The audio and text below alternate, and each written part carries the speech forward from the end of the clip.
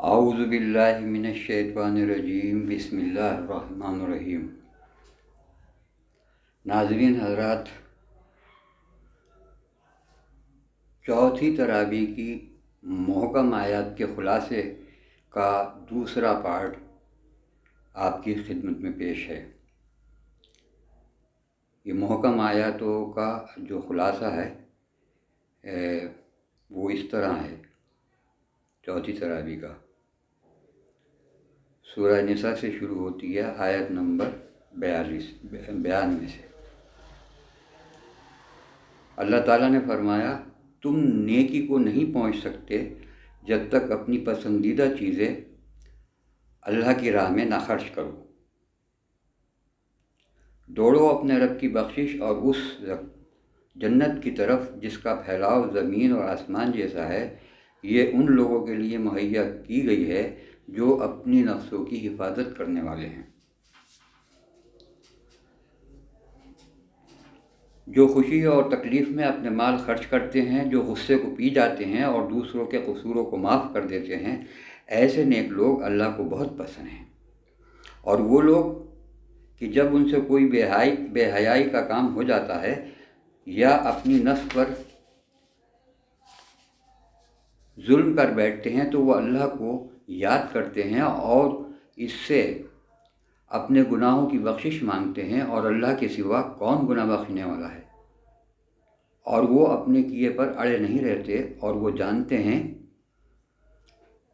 جانتے ہیں ایسے لوگوں کی جزا ان کے رب کے پاس یہ ہے کہ وہ ان کو معاف کر دے گا اور ایسے باغوں میں انہیں داخل کرے گا جن کے نیچے نہریں بہتی ہوں گی، اور وہاں وہ ہمیشہ رہیں گے۔ کیسا اچھا بدلہ ہے نیک عمل کرنے والوں کا۔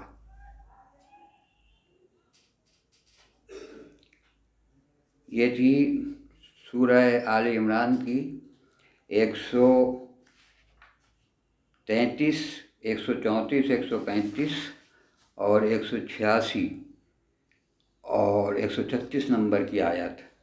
اب شروع ہوتی ہے سورہ نساء۔ اس کی آیت نمبر 2 میں اللہ تعالیٰ نے فرمایا، یتیموں کے مال انہیں واپس دو، اچھے مال کو برے مال سے نہ بدلو، اور ان کے مال اپنے مال کے ساتھ ملا کر نہ کھاؤ، یہ بہت بڑا گناہ ہے۔ یتیم نکاح کی عمر کو پہنچ جائیں، پھر اگر تم ان میں اہلیت پاؤ تو ان کے مال ان کے حوالے کر دو۔ ایسا کبھی نہ کرنا کہ انصاف کی حدوں کو پار کر کے اس خوف سے کہ ان کے مال جلدی کھانے لگو کہ وہ بڑے ہو کر اپنے مال کا مطالبہ کریں گے۔ یتیم کا سرپرست مالدار ہو تو وہ پرہیزگاری سے کام لے، اور اگر غریب ہو تو وہ ضرورت کے تحت کھا لے۔ جب ان کے مال ان کے حوالے کرنے لگو تو لوگوں کو اس پر گواہ بنا لو، اور حساب لینے کے لیے اللہ کافی ہے۔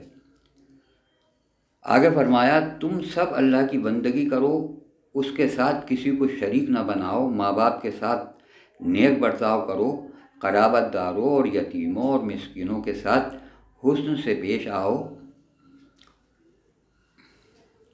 اور پڑوسی رشتہ دار سے، اجنبی ہمسائے سے، پاس بیٹھنے والے، ہم مجلس اور مسافر اور تمہاری دائیں ہاتھ کی ملکیت میں ہو، ان سے احسان کا معاملہ رکھو۔ یقین جانو اللہ کسی ایسے شخص کو پسند نہیں کرتا جو اترانے والا، مغرور ہو اور ڈینگے مارنے والا ہے، اور اپنی بڑائی پر فخر کرے۔ اللہ ایسے لوگوں کو پسند نہیں کرتا۔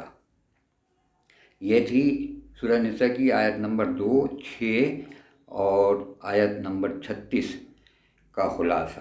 آیت نمبر 58 میں امانتوں کے سلسلے میں اللہ تعالیٰ نے فرمایا، بے شک اللہ تمہیں حکم دیتا ہے کہ امانتیں اہل امانت کے حوالے کر دو، اور جب لوگوں کے درمیان فیصلہ کرو تو عدل کے ساتھ کرو۔ اللہ تم کو نہایت عمدہ نصیحت کرتا ہے، اور یقیناً اللہ تعالیٰ سب کچھ سنتا اور دیکھتا ہے۔ اور آپ سے یعنی حضور اقدس صلی اللہ علیہ وسلم سے حکم دریافت کرتے ہیں، آپ کہیں کہ اللہ تمہیں حکم دیتا ہے ان کے بارے میں جو سنایا جاتا ہے قرآن میں، یتیم عورتوں کتابی یتیم عورتیں وہ جنہیں تم نہیں دیتے جو لکھا گیا ہے ان کے لیے، اور نہ ان کو نکاح میں لیتے ہو، اور بے بس بچے، اور یہ کہ قائم رہو یتیموں کے بارے میں انصاف پر، اور جو بھلائی تم کرو گے تو بے شک اللہ اس کو جاننے والا ہے۔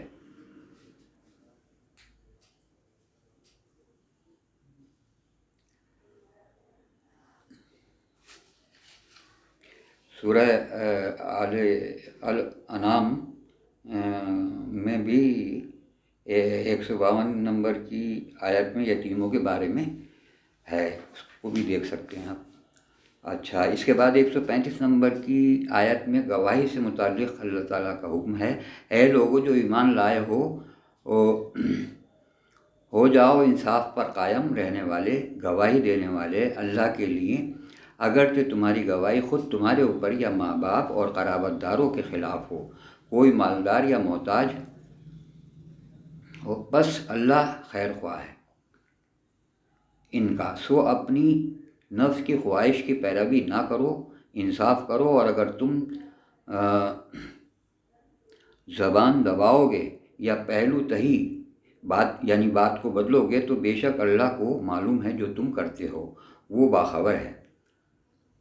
148 نمبر کی آیت میں اللہ تعالیٰ نے کسی کے خلاف بولنے سے متعلق فرمایا، اللہ پسند نہیں کرتا کہ کوئی زبان سے بری بات کہے، مگر جس پر ظلم ہوا ہے وہ اس کے خلاف آواز اٹھائے، اور اللہ سننے اور جاننے والا ہے۔ 149 نمبر کی آیت میں اللہ تعالیٰ نے فرمایا، اگر تم کھلم کھلا کوئی بھلائی کرو گے یا اسے چھپا کر کرو گے یا معاف کر دو برائی کو تو بے شک اللہ معاف کرنے والا ہے۔ یعنی اللہ کی صفت یہ بھی یہی ہے کہ وہ معاف کرنے والا ہے، حالانکہ سزا دینے کی پوری قدرت رکھنے والا ہے۔ تو یہ تھا سورہ آل عمران اور سورہ نساء میں جو محکم آیات تھیں ان کا مختصر سا خلاصہ، انشاءاللہ باقی آئندہ۔ وآخر دعوانا ان الحمد للہ رب العالمین۔